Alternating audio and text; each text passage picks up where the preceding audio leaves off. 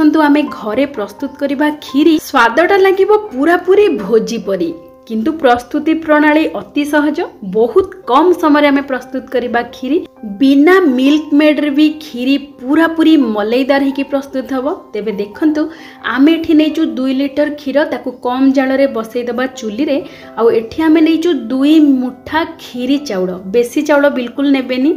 2 मुठा खीरी चाउल को आमे भल भाबरे धोईकी अध घंटा पई बतुरेई की रखी दबा टिके कड़रे एठी देखंतु आमे जल्दी प्रस्तुत करिबा पई प्रेशर कुकर रे देई दबा गोटे बड़ चामच देसी घी भल भाबरे गरम हो गला परे आमे एठी नैचु किछि काजू आउ किछि किसमिस प्रथमे आमे कोन करबा ना काजू को किछि समय पय टिके भाजी दबा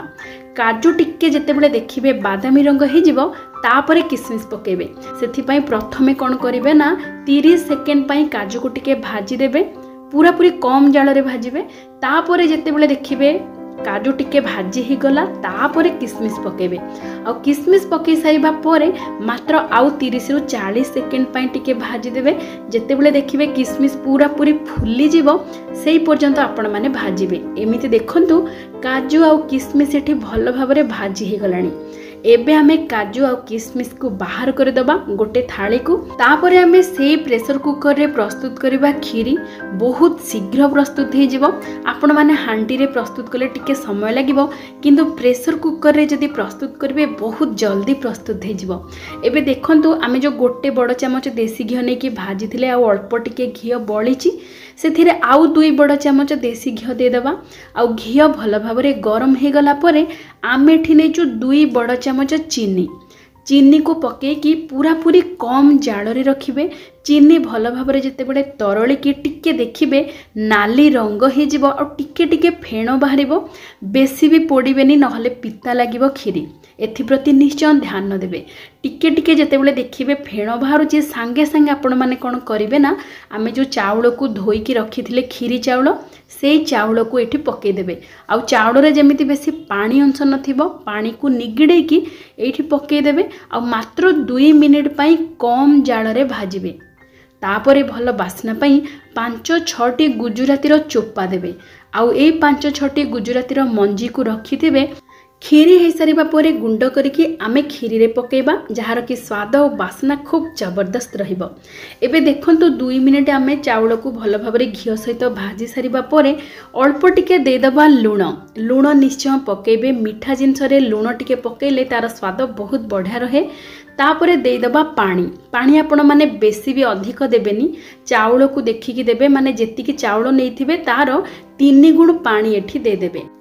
प्रेशर कुकर ढांकुणी देकी मध्यम जाल रे गोटे सीटी आउ पूरा पूरी कम जाल रे 3टा सीटी आसीबा पर्यंत छाड़ी देबे आमर एठी गोटे चुली रे बसीची क्षीर सिझिबा पई कम जाल रे आउ गोटे चुली रे आमे बसई देचु खीरी सिझिबा पई मध्य कम जाल रे मु एठी नैची 500 ग्राम रो क्षीर गुंड बा मिल्क पाउडर ए मिल्क पाउडर रे खीरी प्रस्तुत करिवे एते क्रीमी है कि प्रस्तुत हबा खीरी पूरा पूरी स्वादयुक्त भोजी परी आपण को बिल्कुल मिल्क मेड रो भी दरकार पड़िबनी थरे एमिति प्रस्तुत करंतु देखिबे पूरा पूरी भोजी स्टाइल प्रस्तुत हबा आपण मानकर खीरी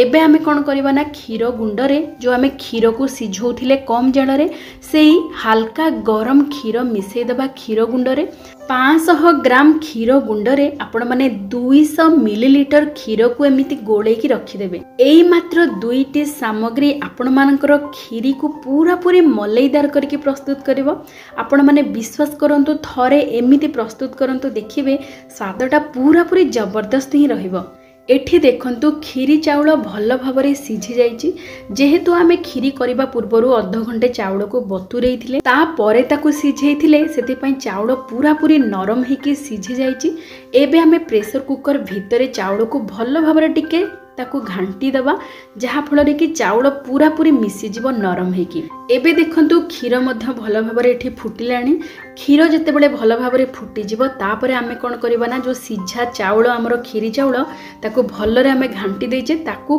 क्षीर रे दे दबा आ क्षीर सहित चाउल को भल भाबरे मिसई दबा मध्यम जाल करिकी 2 रु 3 मिनिट पई भल भाबरे फुटै दबा जहा फल रे कि सिझा चाउल क्षीर सहित भल भाबरे मिसी जीव କ୍ଷୀରି ଭଲ ଭାବରେ ଫୁଟିଗଲା ପରେ ଆମେ ଏଠି ଦେବା ଯେଉଁ କ୍ଷୀର ଗୁଣ୍ଡକୁ କ୍ଷୀରରେ ମିଶେଇକି ରଖିଥିଲେ ତାକୁ ଏଠି ଦେଇଦେବା। ଦେଇକି ଆଉ 1 ମିନିଟ୍ ପାଇଁ ଭଲ ଭାବରେ ଫୁଟେଇଦେବା ମଧ୍ୟମ ଜାଳରେ, ଯାହାଫଳରେ କି ଆମେ ଯେଉଁ କ୍ଷୀର ଗୁଣ୍ଡ ଦେଇଛେ କ୍ଷୀରରେ ଗୋଳେଇକି ଭଲ ଭାବରେ ଏଇ ଚାଉଳ ଆଉ କ୍ଷୀର ଏସବୁ ଭଲ ଭାବରେ ମିଶିଯିବ। ଦେଖନ୍ତୁ କ୍ଷୀରିର ରଙ୍ଗଟା କେତେ ସୁନ୍ଦର ଦେଖାଯାଉଛି, ଯେମିତି ଖୁଆ ପକେଇଲେ ଦେଖାଯାଏ ସେମିତି ଦେଖାଯାଉଛି। ଯେହେତୁ ଆମେ ଚିନିକୁ ଟିକେ ତରଳେଇକି ତାପରେ ଚାଉଳକୁ ଭାଜିକି ଆମେ ପ୍ରସ୍ତୁତ କରିଛେ କ୍ଷୀରି, ସେଥିପାଇଁ ତାର ରଙ୍ଗଟା ବହୁତ ବଢ଼ିଆ ଆସିବ। ଏମିତି ବିନା ଖୁଆରେ ବି ବହୁତ ବଢ଼ିଆ ପ୍ରସ୍ତୁତ ହେବ ଆପଣମାନଙ୍କର କ୍ଷୀରି। ଆଉ ଏବେ ଆମେ ଦେଇଦେବା ଚିନି, ଆପଣଙ୍କୁ ଯେତିକି ମିଠା ଦରକାର ସେଇ ଅନୁସାରେ ଚିନି ଦେବେ। ଆଉ ଭଲ ଭାବରେ ଗୋଳେଇ ଦେବେ, ଯେହେତୁ ଚିନି ପକେଇଛନ୍ତି। ଆଉ 2 ମିନିଟ୍ ପାଇଁ ଟିକେ କମ୍ ଜାଳ କରିକି ତାକୁ ଫୁଟିବାକୁ ଛାଡ଼ିଦେବେ।